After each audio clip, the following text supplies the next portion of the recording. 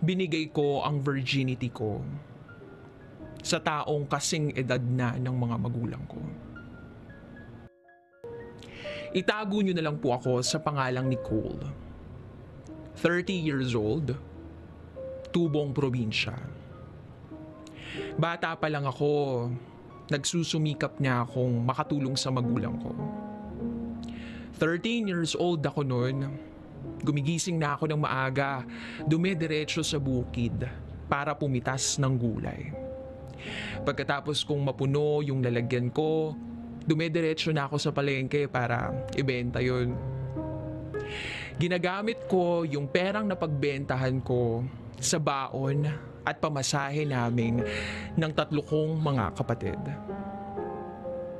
Nasa grade 4 ako, grade 3 at grade 2 naman yung mga nakababata kong kapatid. Sa hapon naman, tumatanggap ako ng labada kasama nung nanay ko para meron kaming pambili ng pagkain sa araw-araw. Lumipas ang ilang taon, ganun yung takbo ng buhay namin. Madalas walang makain kundi talbos ng kamote na walang kanin. Sobrang hirap ng buhay namin. Isang araw, binagyo kami ng malakas. Nilipad ang bubong ng bahay namin. At kami ng mga kapatid ko basang-basa. Takot na takot kasi malakas din yung kidlat nung mga panahon na yun. Wala na kaming nagawa ng pamilya ko kundi magdasal na lang. At ng araw na yon, ipinangako ko sa sarili ko, gagawin ko lahat. Mabigyan ko lang ng magandang buhay ang mga kapatid ko, lalo na ang magulang ko. At sabi ko sa sarili ko, balang araw, makakakain din kami ng masasarap na pagkain. 3 beses sa isang araw. Hanggang sa nakagraduate ako ng grade 6, nag-high school. Pero nung nasa 2nd year high school na ako, pinatigil ako ng mga magulang ko kasi hindi na nila kami kayang pag-aralin. Sa edad na 15 years old, dinala ako ng nanay ko sa Maynila. Ipinasok niya akong katulong. Sobrang iyak ko noon kasi malalayo ako sa kanila. Gustong gusto kong makapag-aral pero wala akong magawa. Dinala ako sa Muntalban at doon ako naging katulong. All around. Meron akong 2 batang alaga, 4 at 6 years old, mga batang babae. Sanay naman ako sa hirap, kaya nagtiis ako. Yung amo kong babae, mabait naman. Pero yung asawa niyang lalaki, ubod ng sama. Kapag wala yung asawa niya, nilalagyan niya ng kalat yung bahay. Tapos, ipapalinis niya sa akin. Madalas pa nga, dumudumi siya. At ako yung paglilinisin niya ng toilet. Sobrang dumi. Umiiyak na lang ako kasi wala naman akong magawa nun eh. Nasa malayo yung pamilya ko. Hindi ako makapagsumbong. Wala akong communication sa pamilya ko. Kaya lumipas ang ilang buwan. Nagpaalam yung babae kong amo na pupunta sila ng Baguio dahil sa trabaho. At dadalhin niya daw yung mga anak niya doon. Sinasama niya yung asawa niya pero tumanggi yung asawa niya. Kaya naman kinagabihan, nang nakaalis na ang amo kong babae at mga anak niya, nagyaya yung asawa niya ng mga kaibigan niya sa bahay nila. At ng araw na yun, takot na takot ako.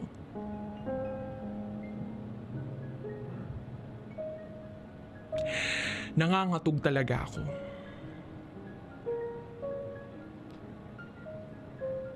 Lahat ng kailangan nila, kailangan iabot ko sa kanila. Pero buti na lang, nang magpaalam ako na matutulog na, pinayagan naman ako ng amo kong lalaki. Pero hindi ako makatulog. Kasi, syempre ako lang yung babae doon. Natatakot ako. Lalo na, kurtina lang yung pansara ko ng pinto ng kwarto ko. Nakikita ko yung ginagawa nila. Mausok. Lahat sila singhot ng singhot. Tawa sila ng tawa na parang mga baliw. Nakadungaw ako nun. Hindi ko pa alam kung ano yung ginagawa nila. Kasi nga, taga-bundok ako. At nun lang ako nakatira sa ganong klaseng bahay. Kaya, sa sobrang takot ko, tumakas ako. Walang dalang gamit. Pinagpatong-patong ko yung mga damit ko. Mga 3 lang siguro yun para hindi ako mahuli. Wala akong pera noon. Kasi ilang buwan na yung nabali ng ina ko. Wala akong nahawakang sahod ko. Maliban sa alkansya ko. At yung laman ng alkansya ko, barya lang. 80 pesos. Sumakay ako ng jeep patungong Baclaran kasi yun lang yung alam kong puntahan. Sinasama ako doon nung amo ko pag nagsisimba sila. Hindi ko alam yung gagawin ko noon. Basta umiiyak lang ako sa takot. Hanggang sa may lumapit sa aking mga babae. Sabi niya, "Miss, naghahanap ka ba ng trabaho?" Ako naman sumagot agad ng opo. At sa pagsagot ko na yun, nagumpisa na akong humagulgol sa iyak. Doon ako nagkwento sa kanila. At sinabi ko sa kanila ng mga ate, tumakas lang po ako sa bahay ng amo ko. Sa sobrang takot ko po, umalis na po ako. Naawa sila sa akin at sinama nila ako pauwi. At doon, pinakilala ako sa amo din ng mga babaeng tumulong sa akin. Pinatulog at pinakain nila ako doon. At doon ko nalaman na mga dancers pala sila sa club. Tinuruan nila ako kahit hindi ako marunong sumayaw. At dumating na nga yung araw na isasabak na nila ako.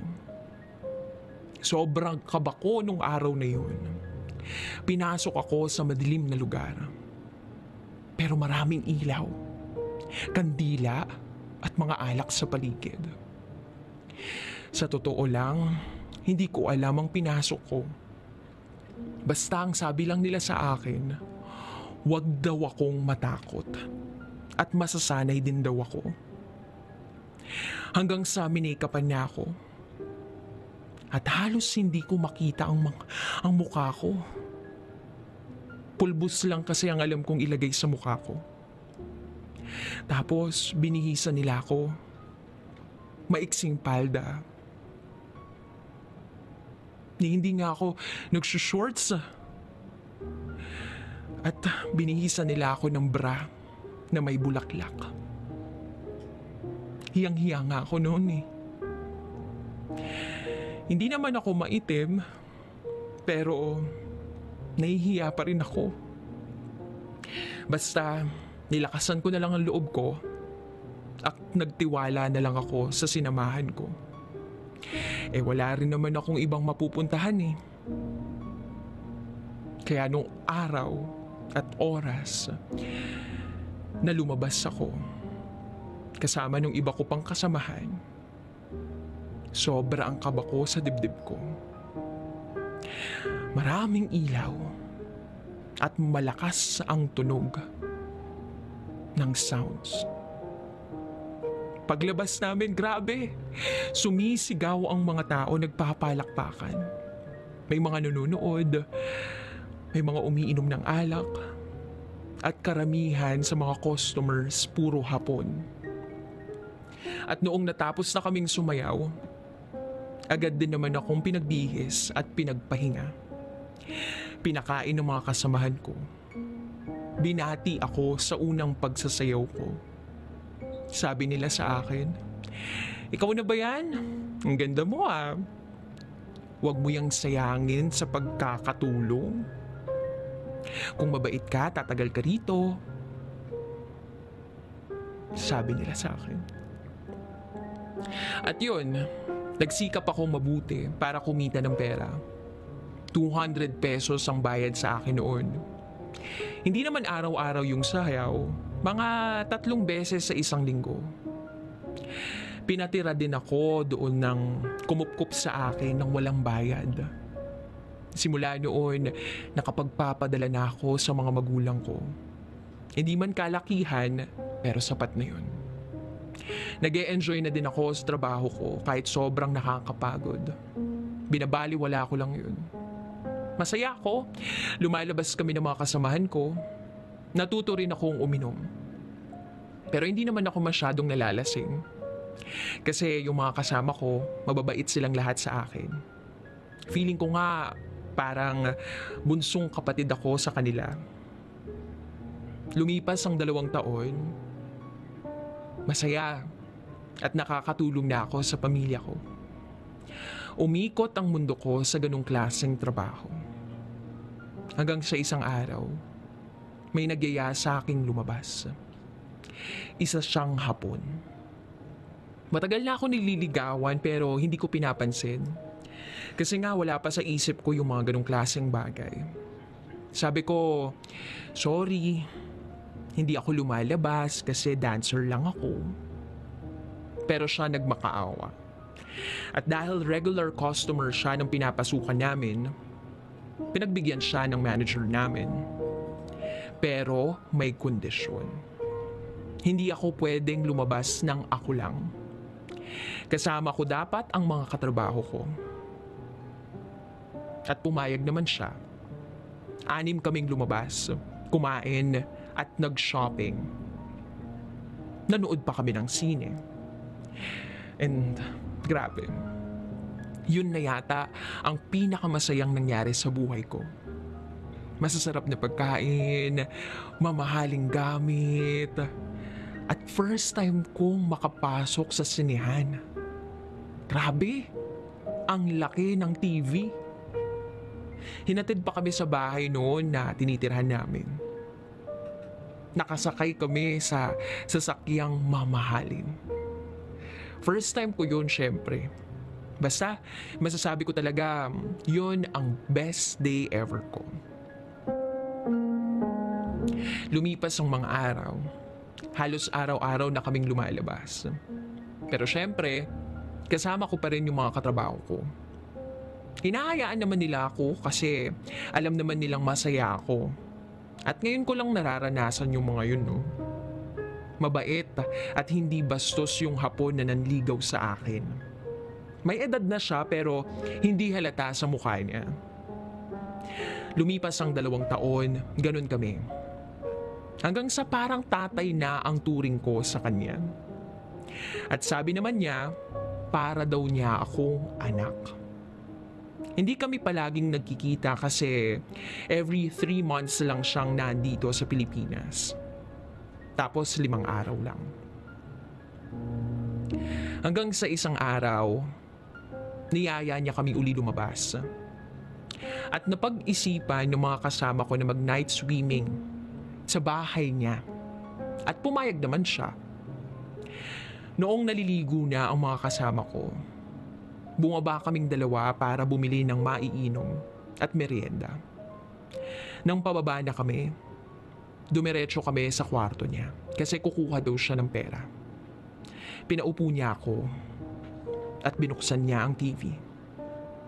At sabi niya, sandali lang, i-check lang daw niya yung trabaho niya. CEO daw kasi siya ng kumpanya. Kaya sobrang busy niya talaga.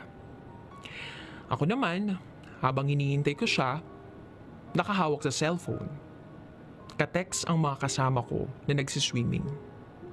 Sabi nila sa akin, "Uy Nicole, huwag kayong gagawa ng milagro ha. Bumalik na kayo dito." Nag-reply naman ako ng, "Sandali lang daw ate. May tinatapos lang siya." So binaba ko na yung cellphone ko at nanood na lang ng TV. Tapos lumapit siya sa akin. Tinanong niya ako in English, gusto ko ba daw ng maiinom. Sabi ko, it's okay, thank you. Pag-abot niya sa akin ng soft drinks, hinawakan niya ang kamay ko. At doon bigla nang bumilis ang tibok ng puso ko. Parang hindi ko na malaman kung anong gagawin ko. Bigla na lang niya akong niyakap at sinabi niyang mahal na mahal niya daw ako. At dahil parang tatay na yung turing ko sa kanya, niyakap ko na din siya. Sabay sabi ko ng, let's go, my friends are waiting for me. Sumunod naman siya. Akala ko talaga may gagawin na siya kasi sobrang higpit ng yakap niya sa akin na parang hindi ako makakawala. Kaya bumalik na kami, dala ang mga pagkain. Sabi ng mga kasama ko, bakit ang tagal niyo? Ikaw ha? Para bang galit yung mga katrabaho ko. Sabi ko, ate, wala kaming ginawa. At saka parang tatay ko na yan, no? Lumipas ang araw, panahon. Niyaya niya akong mamasyal na kaming dalawa lang. Sana daw kami lang para makapag-uusap daw kami. Nagtry ako magpaalam doon sa manager namin pero hindi ako pinayagan. Sobrang higpit nila sa akin simula pa noon. Iniingatan nila ako. Kaya sinabi ko na hindi nila ako pinayagan eh. Nalungkot siya. At simula noon, hindi na siya masyadong lumalapit sa akin. Hindi na rin niya ako pinapansin. At sa tuwing pumupunta siya, parang iniiwasan niya ako. Siyempre, nalungkot din ako. Hanggang sa isang araw, may kasama na lang siyang babae pag nanunood. Nalungkot ako. Para bang may nawala sa akin na hindi ko alam. Parang napamahal na siya sa akin. Pero hinayaan ko na lumipas ang mga buwan. Hindi ko na din siya kinakausap. Simula nung may kasama na siyang babae. Sabi ko na lang sa isip ko, baka girlfriend na niya yun. Mabuti na rin para makapag-focus na ako sa trabaho ko. Hanggang sa isang araw, nag-text siya sa akin. Nagulat ako.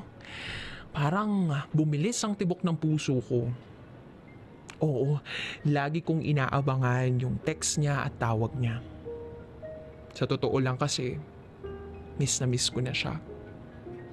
Ang sabi niya sa text, "How are you? I miss you so much. I'm just trying to ignore you, but I just can't. I tried to have girlfriend, but I don't like her. I like you. I love you." Hala! Hindi ko alam kung anong isasagot ko. At hindi ko na namalayan ang sarili ko, nireplyan ko siya ng I miss you too. Tapos nagreply siya ng really? You miss me too? Feeling ko noon ang saya niya. At nasa isip ko din lahat ng sakripisyo niya para sa akin mapasaya lang ako. Alam niya kasing galing akong hirap. At nakwento ng mga kasamahan ko na yung nangyari sa akin. Sino ba naman ako, di ba? Para hindi ko suklian lahat ng kabutihan niya. Kaya naman, niyaya niya akong mamasyal sa probinsya, sa lugar daw namin. Aba, gustong gusto ko yun. At tuwang-tuwa ako kasi ilang taon na din akong hindi nakakauwi sa amin. Miss na miss ko na kasi yung pamilya ko. Kaso ang problema, kung magpapaalam ako hindi ako papayagan. Kaya ang ginawa ko, kinunsyaba ko ang magulang ko na tawagan yung mga kasama ko para pauwiin ako. Ginawa nga to ng magulang ko. Pinayagan ako ng 3 days. Sakto. Wala naman akong trabaho nung araw na yon. Ang saya-saya ko. Papasyal kami. Magpapakasaya. Kakain kami ng masasarap na pagkain. Yan yung mga pumasok sa utak ko. Exciting. Lalo na first time kong papasyal sa ibang lugar. Grabe. Parang dumaan pa ako sa butas ng karayom bago makauwi, no? Sobrang higpit nila sa akin. Hinatid pa ako sa bus station at hinintay pa yung bus bago umalis. Ma-make sure lang nila na uuwi ako sa probinsya namin. At yun na nga. Ang usapan namin ng hapon magkikita kami at sabay na uuwi sa probinsya namin. Kaya nang makakita ako ng tiyempo, bumaba na ako. Sumakay ako ng taxi, pabalik sa lugar kung saan ako dapat mag-aantay sa kanya. At ayun na nga, nagkita kami at tuwang-tuwa siya. Akala daw niya kasi tatanggihan ko siya ulit. Bumiyahe kami ng madaling araw. At umaga na nga, nakarating na kami sa amin. Tuwang-tuwa yung pamilya ko. Sobrang saya nila.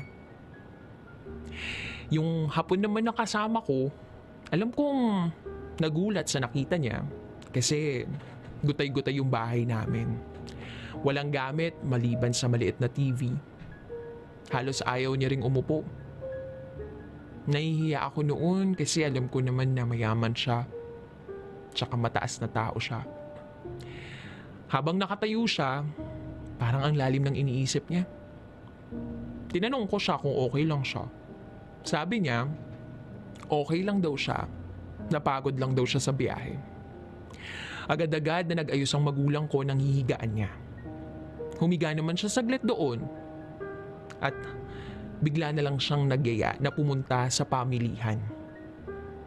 Akala ko nga nagugutom na eh. At nung nandun na kami sa pamilihan, bumili siya ng mga mamahaling gamit. Grabe. Refrigerator worth 30,000 pesos.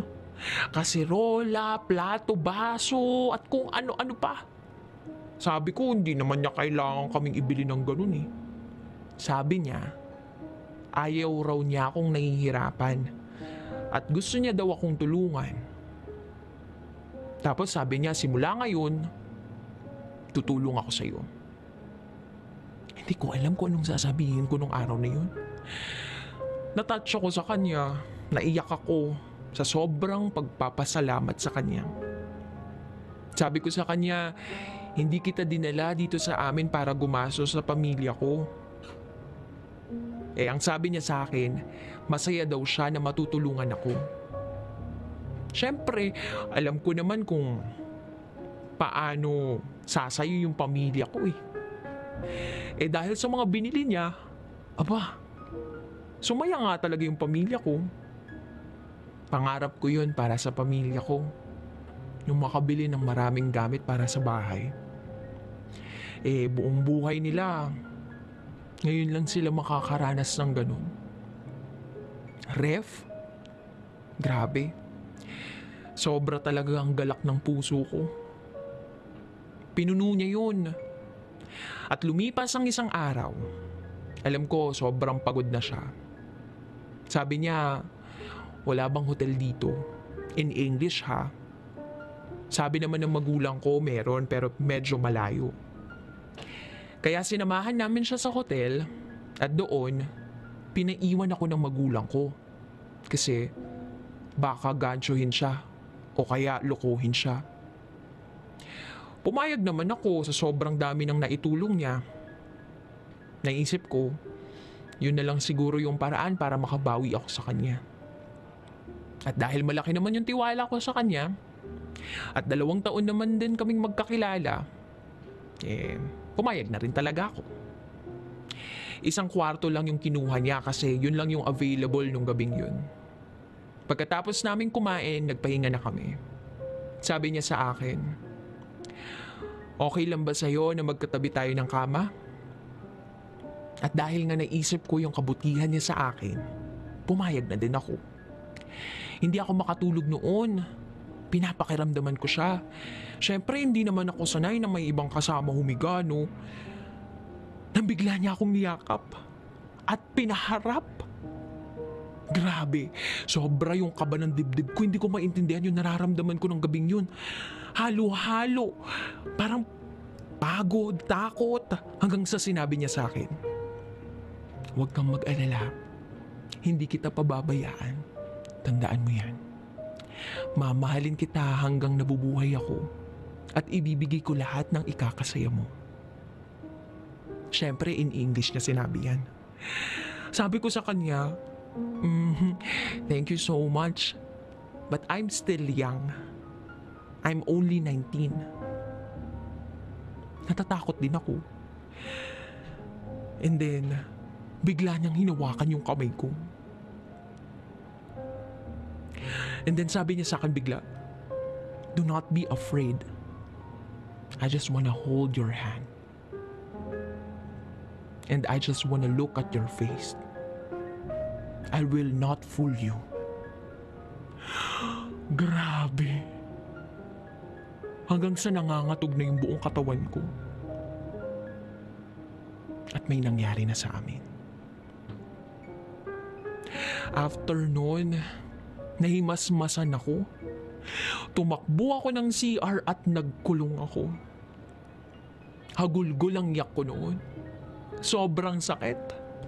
Dumudugo, feeling ko mamamatay na ako. Ganun ba lang yung feeling? Siya ang nakauna sa akin. Nataranta din siya, hindi niya alam kung anong gagawin niya. Lumabas siya at humingi ng susi sa lobby. At nang mabuksan niya yung pintuan ng CR, niyakap niya ako. At dinala niya ako sa higaan. Habang ako naman umiiyak mag-isa. Binuhat niya ako na parang bata, iyak ng iyak. Sabi ko, ang sakit. Pero sabi niya sa akin, "Don't worry, bukas magaling na yan." Sorry siya ng sorry sa akin. Hanggang sa nakatulog na ako. Kinabukasan hindi ako makagalaw. Dinalahan ako ng food sa room at inalagaan niya ako buong araw. Kung ano-ano yung ginawa niya para lang mapasaya ako. Na-feel ko rin naman na hindi niya ako pababayaan. At feeling ko, ng mga oras na yun, mahal ko na din siya. Dumating na yung araw na uuwi na kami. At yun nga, habang sumasayaw ako at nanonood siya, iba na ang tinginan naming dalawa. Napansin to ng mga katrabaho ko. Ang lakas ng pangdama nila. Binasa nila yung laman ng cellphone ko. At ayun, bisto, nahuli ako. Nagalit sila sa akin. Kinuha nila yung cellphone ko for 1 week. Hindi nila ako pinapasok sa trabaho. Wala kaming contact nung hapon. Hanggang sa bumalik na siya ng Japan, hindi na kami nakapag-usap. Simula noon ang dami ng bawal sa akin. Wala na yung mga kaibigan, ate, kuya na nag-aalaga sa akin. Parang bigla silang naging kaaway ko. Ang sasama ng tingin nila sa akin. Sabi pa nila, nangati na daw ako. Wala daw akong utang na loob. Nakatikim na daw ako ng malaki. Grabe. Sobra-sobra yung sakit. Nilak nila yung pintuan ko. Para akong nakakulong. Kapag umaalis sila, iniiwan lang nila ako doon. Para akong preso. Hanggang sa tinangka kong uminom ng Clorox nung araw na yun. Kasi feeling ko sobrang hirap na ako. Pero buti na lang hindi ko itinuloy. Kasi iniisip ko yung pamilya ko. Hanggang sa pinapasok na din ako ng trabaho. Pero iba na yung turing nila sa akin.